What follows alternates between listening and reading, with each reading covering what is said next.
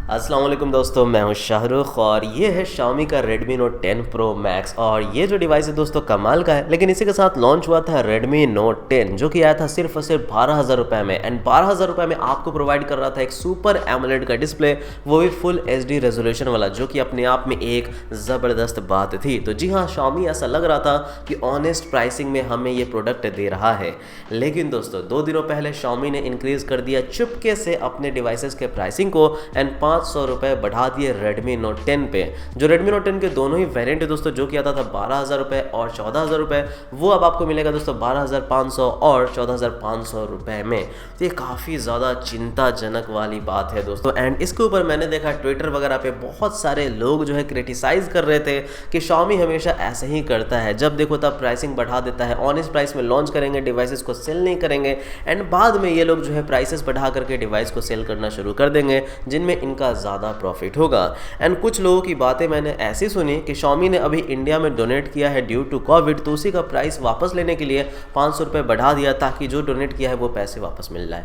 भाई मतलब कोई इतना नीचे जा करके कैसे सोच सकता है, ये मैं सोचता हूँ गाइज। Xiaomi से पता नहीं लोगों की क्या दुश्मनी है, बट कोई नहीं, चलिए मैं कुछ बातों को यहाँ पे क्लियर कर देता हूँ आप लोगों के सामने एंड मैं आपको बताता हूँ कि ऐसा क्यों हुआ है। Xiaomi का चमचा हूँ तो मेरा काम है उसे डिफेंड करना। Let's do it. तो गाइज सबसे पहली चीज़, Xiaomi Redmi Note 10 कब लॉन्च हुआ था? तो 4 मार्च को लॉन्च हुआ था दोस्तों। 4 मार्च को जब लॉन्च हुआ तो हमारे देश में कोरोना की हालत क्या थी? तो यहाँ पे आप ये स्टैट्स देख सकते हैं एंड ये जो बिंदु यहाँ पे है ना दोस्तों, इसका मतलब ये है कि 4 मार्च को हमारा जो देश है बस इतने कम केसेस थे कोरोना के, कोविड के दोस्तों, जिसकी वजह से जो सप्लाई चेन है वो दोबारा स्टार्ट हो चुकी थी, जो स्मार्टफोन्स है वो दोबारा सेल होने शुरू हो चुके थे। एंड दोस्तों मार्च के महीने में आपको पता है लगभग 50 से भी ज़्यादा स्मार्टफोन लॉन्च हुए थे दोस्तों, अलग अलग वेरियंट्स के। तो ये बहुत ही ज़बरदस्त बात थी दोस्तों। और मार्च का महीना ऐसा लग रहा था कि अब हमारा देश जो है, या फिर हम मान सकते हैं पूरी दुनिया जो है नॉर्मल लग रही थी कि भाई अब हमारा देश कोविड से उभर रहा है। उस वक्त जो डॉलर की प्राइसिंग थी वो भी आप देख सकते हो 71-72 रुपीज़ के आसपास की थी। अब दोस्तों किस ब्रांड को पता है कि ये जो स्पाइक है, ये जो कोरोना का स्पाइक है, ये इस तरह से भागेगा, एकदम जिराफ की गर्दन की तरह ऊपर उठ जाएगा? किसको पता। नहीं, Xiaomi को प्राइस रखने से पहले 4 मार्च को उन्हें ये सोच लेना चाहिए था कि अगले 1 महीने में तो भैया हो सकता है कि हमारा कोरोना का केसेस बढ़ जाए, इसलिए हम अभी से प्राइस बढ़ा देते हैं। नहीं ना गाइस, किसी ब्रांड को नहीं पता था यहाँ पे। तो इस वजह से 4 मार्च को जो प्राइस रखी गई वो काफ़ी सही सोच समझ कर रखी गई उस हालात के हिसाब से। लेकिन उसके बाद यहाँ पे केसेस बहुत ज़्यादा स्पाइक हो गए और जब केसेस स्पाइक हो गए तो लॉकडाउन लगना शुरू हो गया।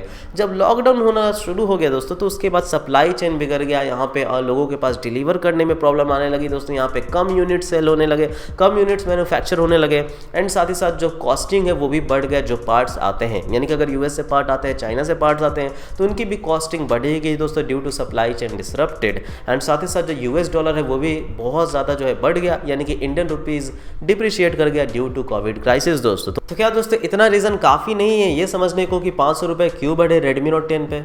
बिल्कुल काफ़ी है दोस्तों, इतना रीज़न बहुत ही ज़्यादा है।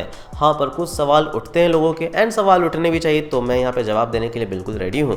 तो सबसे पहला सवाल ये उठता है कि आखिर जो हमारा ये प्राइस बढ़ा है वो सिर्फ और सिर्फ Redmi Note 10 में क्यों बढ़ा है? Redmi Note 10 Pro में भी तो बढ़ाना चाहिए था, Pro Max में भी तो बढ़ाना चाहिए था। एंड Redmi Note 10 सबसे ज़्यादा लोग खरीदना चाहते हैं, इस वजह से लगता है कि उसमें प्राइस बढ़ा दिया इन्होंने। देखो भैया, बात ये बिल्कुल सही है, जो फ़ोन सबसे ज़्यादा बिकेगा उसी की प्राइसिंग बढ़ेगी। क्योंकि अगर आप आज से 1 हफ्ता पहले का इंटरव्यू देखोगे मनु कुमार जैन का, जो कि किसी ब्लॉग पे उन्होंने किया था एंड उसका मैं स्क्रीनशॉट यहाँ पे छोड़ दूंगा, उसमें साफ साफ उन्होंने कहा था कि प्राइस इंक्रीज इज़ इनएविटेबल, यानी कि प्राइस इंक्रीज होनी ही होनी है। जी हाँ, उन्होंने साफ साफ कह दिया था 1 हफ्ते पहले। ऐसा क्यों? क्योंकि उन्होंने रीज़न उसी वक्त बता दिया था कि हमारा सप्लाई चेन फिर से डिसरप्ट हो चुका है। उन्होंने रीज़न फिर से बता दिया था कि जो हमारा इंडियन रुपीज़ है वो काफ़ी ज़्यादा डिप्रिशिएट कर चुका है डॉलर के मुकाबले। तो इसका एक सिंपल रीज़न ये है दोस्तों कि इंडिया में जो 80% से ज़्यादा स्मार्टफोन बिकते हैं वो 15,000 के नीचे, यानी कि $200 से नीचे के बिकते हैं। जहाँ पे ज़्यादा हमें सप्लाई की ज़रूरत होगी उसी का सप्लाई चेन ज़्यादा डिसरप्ट होगा ना, तब उसी की प्राइसिंग बढ़ेगी, उसी के चिप पे ज़्यादा आपको जो है प्राइसिंग लेगा सामने वाला कि आपके देश में तो सप्लाई डिसरप्ट है, हमें ट्रांसपोर्टेशन चार्जेस लग रहे हैं, तो हम तो भैया ज़्यादा प्राइस में आपको देंगे। तो बेसिकली ज़्यादा सप्लाई उसी का करवाया जाएगा ना जो ज़्यादा बिकेगा। इस वजह से दोस्तों यहाँ पे जो 15,000 के अंदर वाले जो भी डिवाइसेस होंगे दोस्तों, उस पर बहुत ज़्यादा इफेक्ट पड़ेगा प्राइसिंग में। एंड पढ़ना ही पढ़ना है दोस्तों। एंड ऐसा मैं नहीं कह रहा हूँ, ऐसा अलग अलग ब्रांड के CEO कह रहे हैं दोस्तों। अगर आप माइक्रोमैक्स के ब्रांड CEO या फिर फाउंडर जो भी है राहुल शर्मा, उनका भी आप इंटरव्यू पढ़ेंगे तो वो भी साफ साफ यही बात कह रहे हैं कि जो सबसे ज़्यादा इफेक्ट पड़ेगा वो बजट कैटेगरी पे। रियलमी का पढ़ लो, सब ने एक ही बात, सेम ही बात कही है कि जी हाँ, यहाँ पे जो है प्राइस इंक्रीज हो सकता है आने वाले कुछ दिनों में अगर हालात ऐसे ही रहे।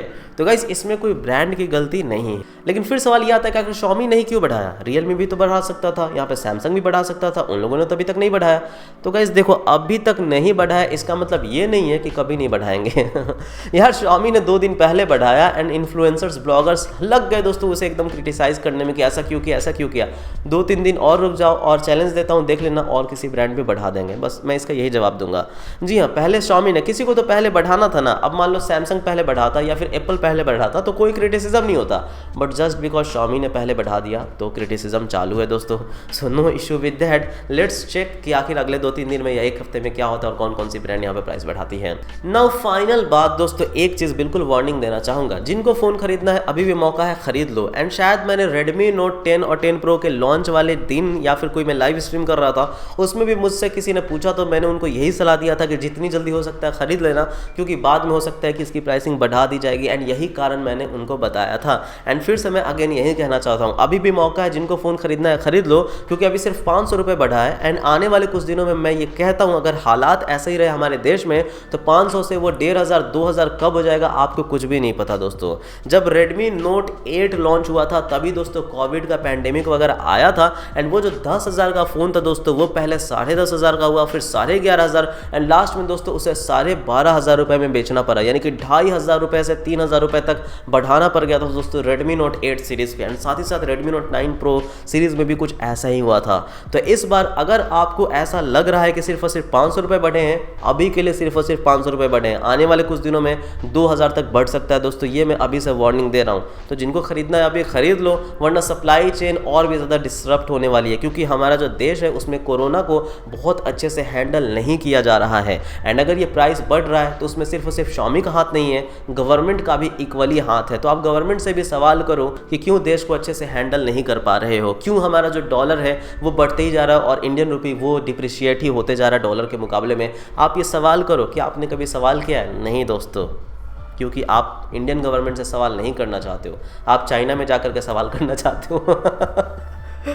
तो गाइस यही था मेरा कुछ ओपिनियन एंड यही था मेरा दोस्तों एनालिसिस। तो आई होप कि आपको समझ में आया होगा कि क्यों 500 रुपये बढ़े हैं। एंड मैं ये नहीं कह रहा हूँ दोस्तों कि 500 रुपये बढ़ने चाहिए थे, मैं ये कह रहा हूँ कि हालात ही कुछ ऐसी है कि price increase is inevitable. Thank you, bye bye, जय हिंद।